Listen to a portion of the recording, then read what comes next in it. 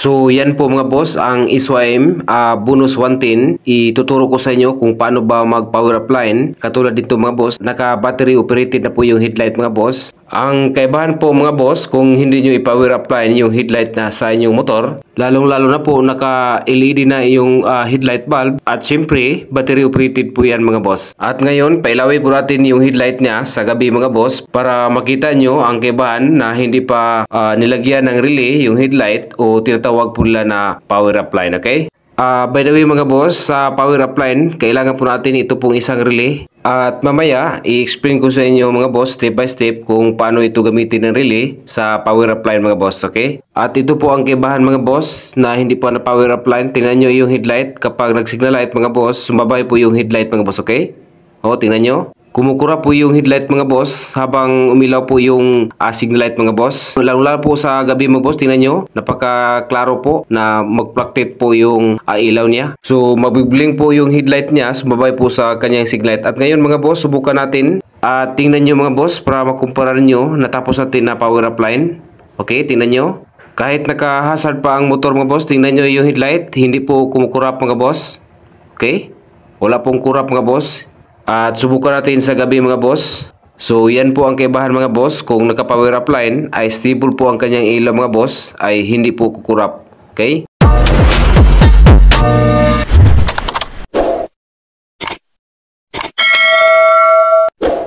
Okay, dito tayo magsimula sa relay mga boss. Sa power up line, isang relay na po ang ating gagamitin mga boss. At napaka-importante po na alam nyo itapping itong relay mga boss para madali po ang iyong trabaho. Okay?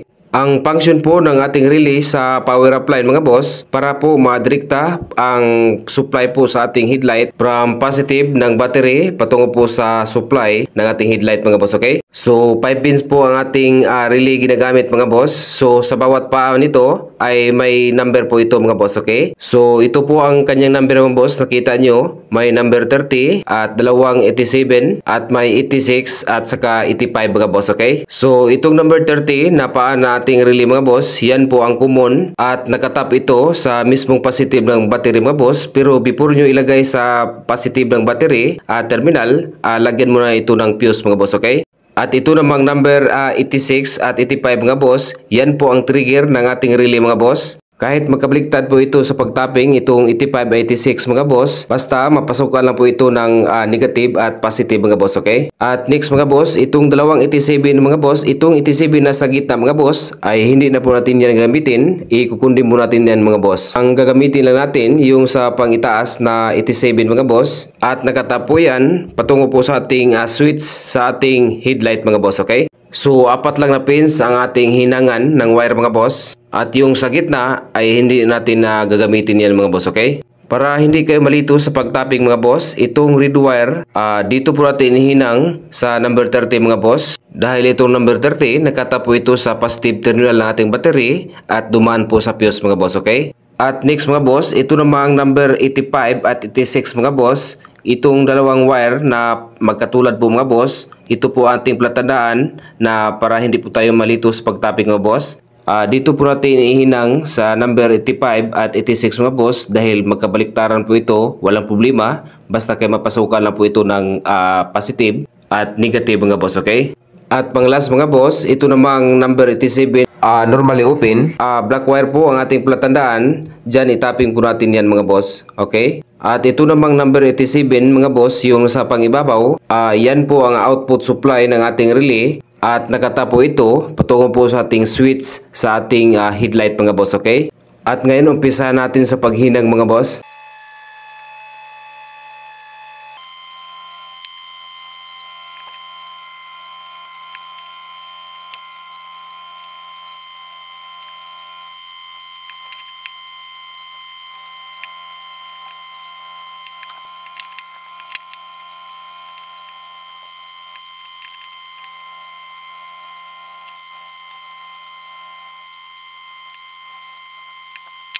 Okay, natapos na po natin na hinang mga boss. Medyo hinabaan po natin itong red wire mga boss sa number 30 natin relay dahil ipagkapang po natin yan doon po sa positive ng battery mga boss at lagyan po natin ng fuse. Take note po mga boss, pwede po kayo gumamit ng sakit ng relay mga boss dahil meron po ang mabili nating sakit. Pero sa akin ito mga boss, hinang lang po ito ang gamit natin para ang purpose po nito para madali nyo maintindihan o mayroon kayong idea kung paano itapping mga boss. Pero sa akin mga boss, nasanay po ako na hinang mga boss dahil kadalasan po natin may encounter, magkaroon po tayo ng problema doon po sa kanyang sakit ay magka-corrosion po mga boss, okay? Pero dito po sa hinang ay 100% po na hindi po mag-lose contact at hindi po mag-corrosion, okay? At ngayon lagyan mo natin to ng electrical tape mga boss.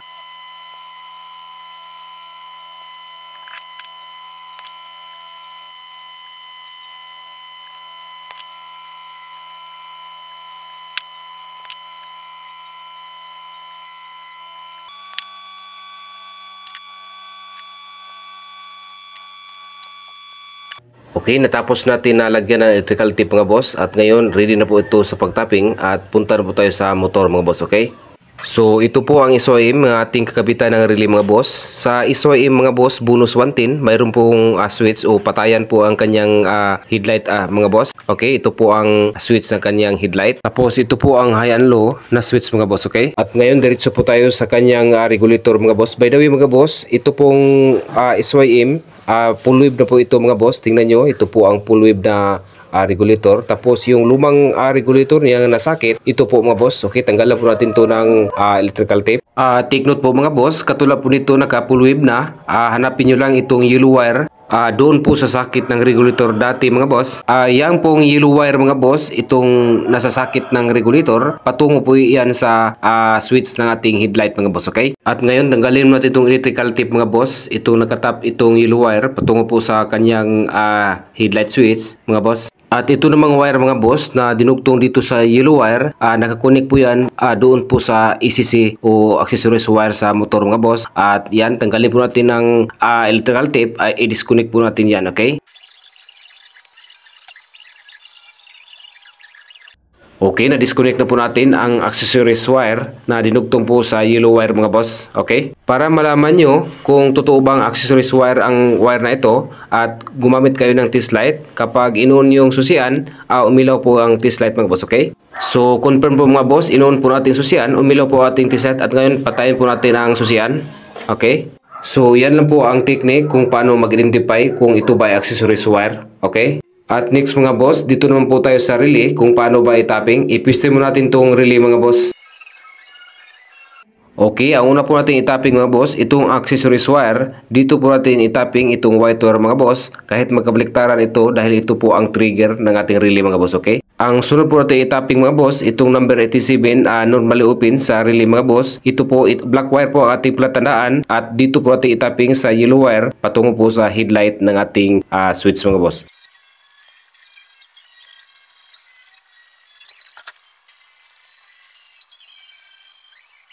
Okay, next po natin i-tapping mga boss itong natirang white wire ng ating trigger ng ating relay mga boss. Dahil ang isang white wire nakakabit po sa accessories wire, so ito pong natirang white wire, doon po natin ikabit sa ground mga boss. Okay? Sa paghanap po ng ground mga boss, ang SOM magkatulad lang po sa Honda na green wire po ang kanyang ground. So dito natin idugtong o ikabit mga boss sa green wire sa sakit po ng lumang regulator mga boss. Okay?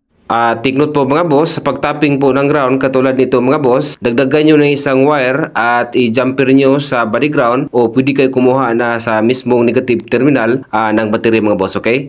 Pero sa akin po mga boss, doon ako kumuha sa mismong negative terminal ng battery mga boss. Ito, nagpapagapang ako ng wire, okay? Kabit natin to mga boss, idugtong natin sa green wire.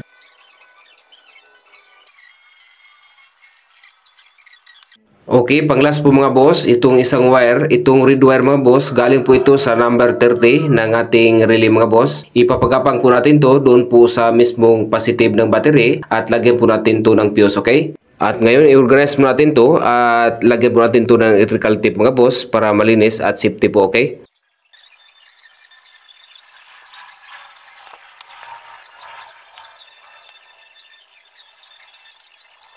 Okay, na-organize mo natin lahat mga boss para iwas grounded. At next mga boss, doon naman tayo sa mismong battery mga boss. So, ito na po ang wire ng mga boss. Galing po sa relay sa number 30. Okay, before natin ikabit to sa positive, lagyan mo natin to ng fuse mga boss. Okay, ito po ang fuse mga boss.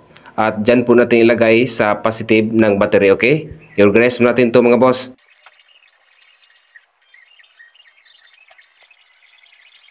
Okay, tapos na po tayo at malinis na po tingnan mga boss. At doon naman po tayo sa mismong headlight mga boss.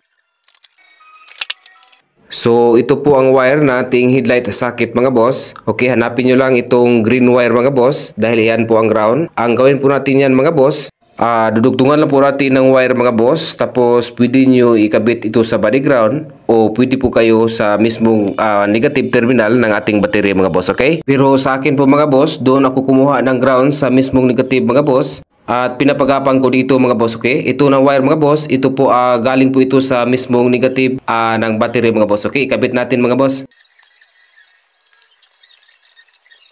Okay, nakabit natin mga boss. Sa headlight switch po natin mga boss ay wala po tayong ginalaw. Dito lang po sa ground mga boss, nagdagdag po tayo ng ground. At number 16 po na wire ang gauge ng ating wire mga boss. At ngayon i-assemble po natin ito lahat at mag-testing na po tayo, okay? Okay, testing na po tayo mga boss. Okay, success po ating ginawa mga boss. Hindi po kumukurap yung headlight niya o nagbi-blink kahit naka-hazard na. At ito po ang sa gabi mga boss. Okay, wala pong fluctuate mga boss at stable po ang kanyang ilaw mga boss. At yan lang po ating kabuang video mga boss at maraming salamat sa inyong panood. At God bless, ingat po sa pag-wiring.